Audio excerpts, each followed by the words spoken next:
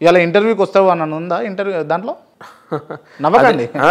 నేను అదే చెప్తాను మీకు. గతంలో కూడా ఈ మాట వచ్చినప్పుడు నేను చెప్పా, ఫలానా డే ఫలానా గంటకు ఫలానా హెడ్ బాత్ చేయాలి, ఫలానా షాంపూతో చేయాలి, లేదా ఫలానా ఇంటర్వ్యూకి వెళ్ళాలి, ఫలానా ఫుడ్ తినాలన్నది కాదు జాతకం అంటే. దాన్ని పవిత్ర గ్రంథం. దాన్ని దేనికి ఒక కష్టం, ఒక బాధ, ఒక కెరియర్ గురించి, ఒక వైవాహిక జీవితం గురించి అంతే తప్ప ఇంటర్వ్యూకి వెళ్తానా, యుద్ధం అవుతుందా, నన్ను ఏ ప్రశ్నలు అడుగుతాడనేది ఉండదు జాతకంలో. ఫలానా నెలలో లేదా ఫలానా మాసంలో లేదా ఫలానా ఆయనంలో ఫలానా సంవత్సరంలో గ్రహబలం గ్రహయోగాలను బట్టి ఈ లగ్నం ఈ రాశి కాబట్టి ఇగో ఇలా అప్ అండ్ డౌన్స్ ఉంటాయి అంతే తప్ప ఒకవేళ యాక్సిడెంట్ అయితే మనం మాట్లాడుకున్నట్టు ఏ నెంబర్ వెహికల్ వచ్చి గుద్దుతుంది అనేవి రావు.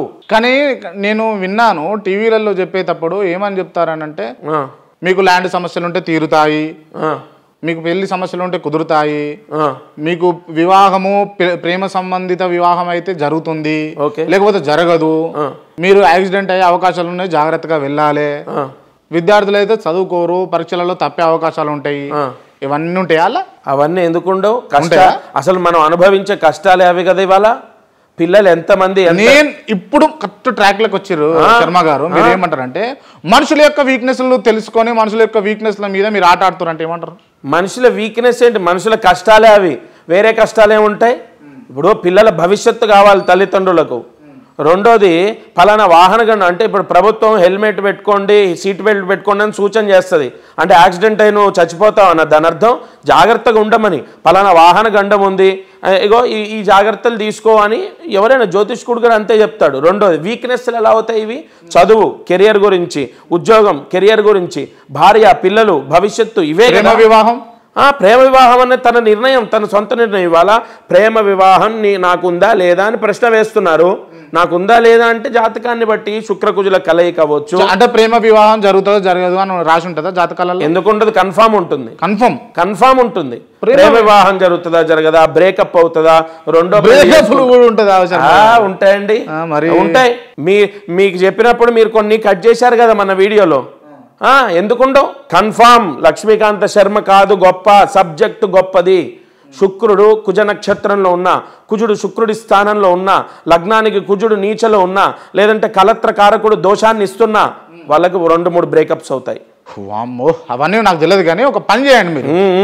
ఇప్పుడు నా జాతకంలో నేను ఒక విషయం ఇంటర్వ్యూలో అన్ని కట్ చేయకుండా వేస్తారా? ముందు అది చెప్పండి సార్. నేను ఇంత మొత్తుకున్నా మీకు ఇంటర్వ్యూకి ఏం కావాలి అవంచి మిగతా కట్ చేస్తున్నారు కదా. ఎన్నిసార్లు జరిగింది అట్లా? ఒకసారి జరిగితే చాలదా? ఎన్నిసార్లు కావాలండి క్షవరం? ఓకే, ఇప్పుడు నేను అనేది ఏంటంటే బ్రేకప్ జరిగే అవకాశం ఉన్నది. బ్రేకప్ జరిగే అవకాశం ఉన్న వ్యక్తికి మీరు బ్రేకప్ జరగకుండా చేసే అవకాశం ఉంటుందా? వాళ్ళ జాతకాల్లో యోగం అంటే వాళ్ళిద్దరు కలవాలని దైవానుగ్రహం, లగ్న బలం, నక్షత్ర యోగం అనేది ఉంటే మేము చేయడానికి ఆస్కారం ఉంటుంది. మేము ఏం చేస్తాం? జరగదు అని చెప్తారు, మీరే జరిగే అవకాశం ఉంది అని చెప్తాను. ఆల్రెడీ వాళ్ళు కలిసే అవకాశం ఉంటే మేమేం చేస్తామో తెలుసా? మనోధైర్యం కలగడానికి వాళ్ళిద్దరికి ఎవరు ఎన్ని ఇబ్బందులు వచ్చినా మీరిద్దరు వివాహం చేసుకుంటారని ఒక ఫలానా ఈ పూజ ఫలానా టెంపుల్కి విజిట్ అవ్వండి అని చెప్తాం. వాళ్ళకి ఆ జాతకంలో ఆ యోగం ఉంటే మాకు తెలుస్తుంది కదా. లేదు ఇది అని చెప్తాం. చెప్తే ఎంతమంది వింటున్నారు? వింటున్నారండి? కాదు నేను వారినే వివాహం చేసుకోవాలి, దానికి ఏదైనా రెమెడీ ఉందా? కాబట్టి తప్పకుండా వాళ్ళు ఇద్దరు కలవడానికి సంకల్ప బలం, లగ్న బలం ఉంటే అంటారు. అవుతుంది. శర్మ గారు మొత్తం నేను లాస్ట్ టైం ఇంటర్వ్యూలో అడిగా, ఇప్పుడు కూడా అడుగుతున్నా, ఈ ఇంటర్వ్యూకి గ్యాప్లో మీరు ఎంతమందిని మోసం చేశారు? మోసం అనేది వాడకండి క్రాంతి. ఎందుకంటే నేను మోసం చేశారు అనగానే మీ వల్ల ఎంతమంది మోసపోయారు? అది కూడా కరెక్ట్ కాదు.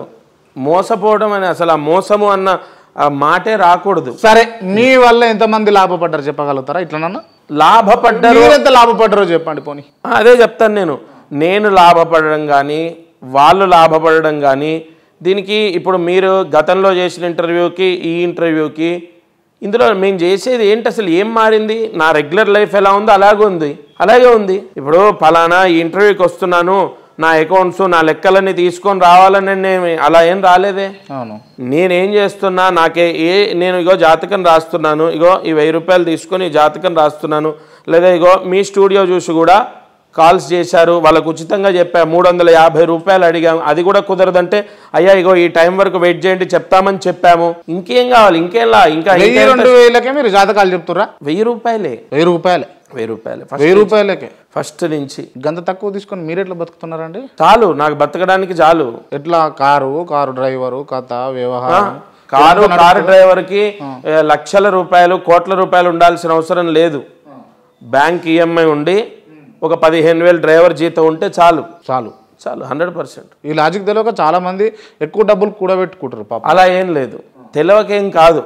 మీరు ఆ వర్డ్ యూజ్ చేయొద్దు, ఎందుకంటే అందరికీ అన్నీ తెలుసు.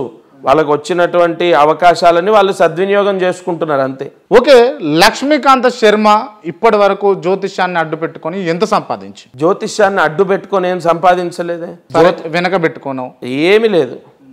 సంపాదనతో జ్యోతిష్యం పైన, జ్యోతిష్యంతోనే సంపాదించాలనే సంకల్పం లేదు, అది గుర్తుపెట్టుకోండి.